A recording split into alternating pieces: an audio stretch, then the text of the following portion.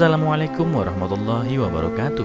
Apa kabar kalian? Semoga kalian baik-baik saja dan tetap diberikan kesehatan oleh Allah Subhanahu wa taala. Bantu channel kami dengan cara subscribe dan tekan tombol lonceng kalian. Terima kasih. Semoga kisah ini bermanfaat. Pria tua membawa pulang gadis kecil yang tersesat diusir oleh menantu perempuannya. 20 tahun kemudian menantu perempuan berlutut, "Paman Li, apakah kamu benar-benar ingin membawa anak ini pulang? Situasi keluargamu sulit untuk mendukung anak ini. Selain itu, apakah menantu perempuanmu Cui Ying bersedia?" kata kepala desa pada Paman Li. Kepala desa ini adalah seorang anak kecil. Jika kita meninggalkannya di sini, dia akan mati membeku. Anak kecil tidak akan makan banyak. Soal Cui Ying, biarkan aku memberitahunya, jawab Paman Li. "Hai, kamu memiliki hati yang baik. Jika kamu memiliki kesulitan, datanglah padaku dan aku akan membiarkan semua orang membantumu," tambah kepala desa. Paman Li menggendong gadis kecil dengan tubuh bungkuknya dan berjalan pulang ke rumahnya. Gadis kecil ini ditemukan oleh penduduk desa di pagi hari. Ketika dia menemukannya, dia terbaring dan kedinginan. Ketika Paman Li kembali dari kerja, dia melewatinya dan melihat sekelompok orang di sekitar sini. Saat melihat sekilas, itu adalah seorang gadis kecil yang tampak seperti berusia 7 atau 8 tahun dan semua orang mendiskusikannya. Tetapi tidak ada yang mau membawa gadis kecil ini ke rumah mereka. Paman Li memiliki hati yang baik sepanjang hidupnya, dan ketika dia datang, dia membawa gadis kecil itu pulang ke rumahnya. "Ayah, tahukah kamu apa yang terjadi di keluarga kita? Apa kamu pikir kita dapat membesarkan anak ini? Kita sudah sangat sulit untuk memenuhi kebutuhan sendiri, dan kamu menambah beban. Jika kamu tidak meninggalkan anak ini, maka saya akan mengantarkannya ke tempat penampungan," kata menantu perempuan Paman Li. "Cui Ying, apa yang kamu bicarakan?" kata Dongzi, anak laki-laki Paman Li.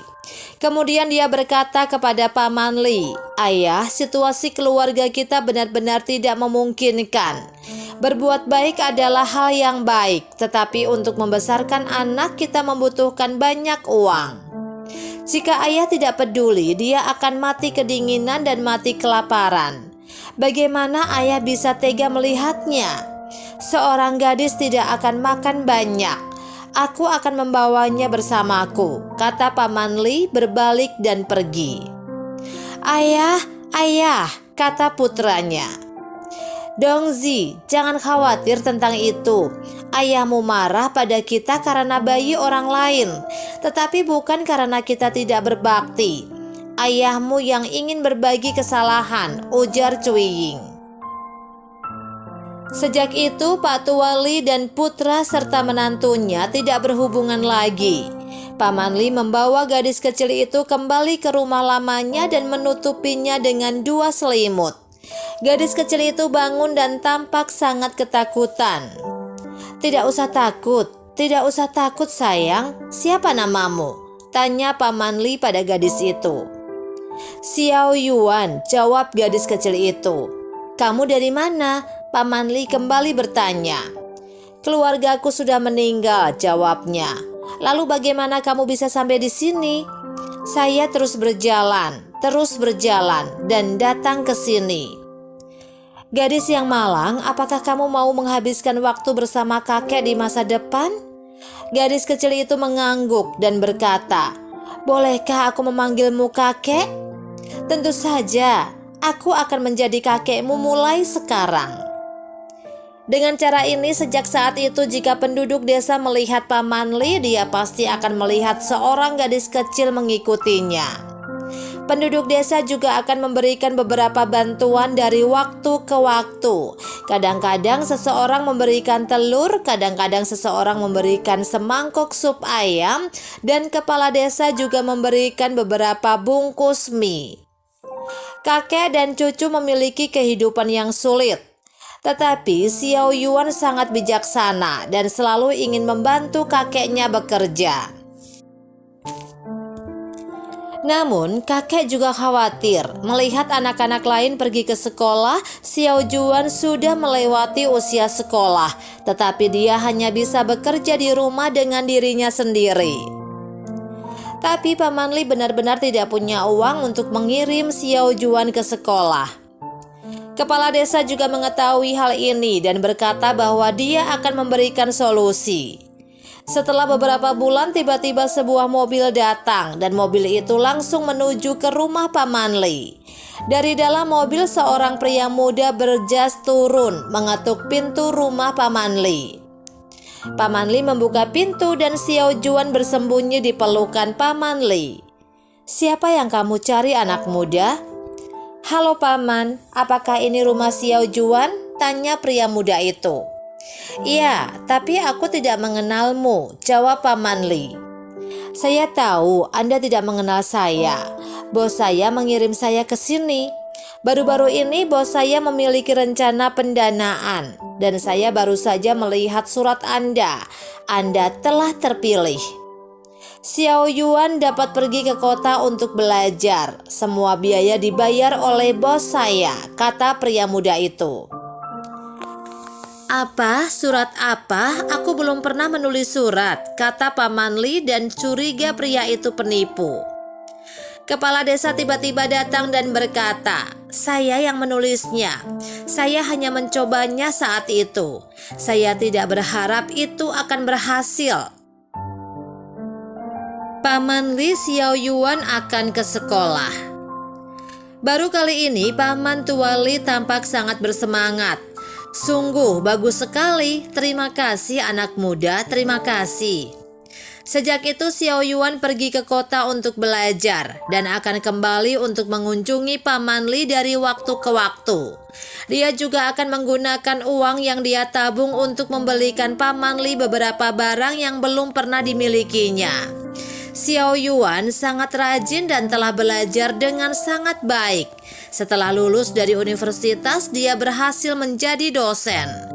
Pada hari ini, Xiao Yuan kembali ke rumah dengan gaji pertamanya untuk menemui Paman Li. Melihat gaji Xiao Yuan yang besar, Paman Li sangat senang. "Kakek, ini gaji pertamaku. Ini semua milikmu. Kamu bisa membeli apapun yang kamu mau," kata Xiao Yuan. "Yuan, untuk apa aku uang sebanyak itu?" sambil menghela nafas. "Yuan, kakek akan membicarakan sesuatu denganmu. Mari kita gunakan uang ini untuk pamanmu Dongzi dulu. Bibimu Chulying telah menghabiskan banyak uang ketika dia sakit," kata Paman Li. Kakek dapat membelanjakannya sesuka kakek. Ayo pergi, mari kita berikan kepada bibi Chulying bersama," kata Xiao Yuan. Dongzi dan Chulying melihat uang yang diberikan oleh Paman Li dan Xiao Yuan, tetapi mereka merasa malu. "Dongzi, ini adalah gaji Xiao Yuan yang hampir cukup bagimu untuk membayar sebagian utangmu. Xiao Yuan dan aku akan pergi dulu," kata Paman Li pada putranya. "Ayah." Sebelum Paman Li dan Xiao Yuan berjalan keluar dari pintu, Chulying berlutut di tanah. "Maaf, ayah, saya salah. Saya benar-benar salah." Dongzi juga berlutut di tanah. Setelah itu Paman Li kembali ke rumahnya dan tinggal bersama putra dan menantunya.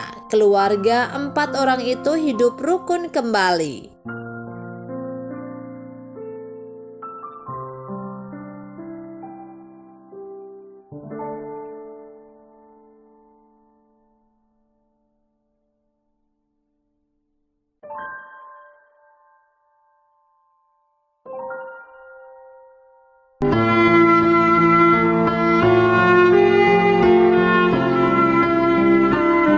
Assalamualaikum warahmatullahi wabarakatuh.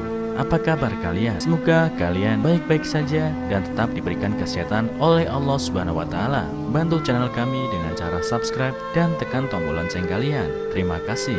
Semoga kisah ini bermanfaat.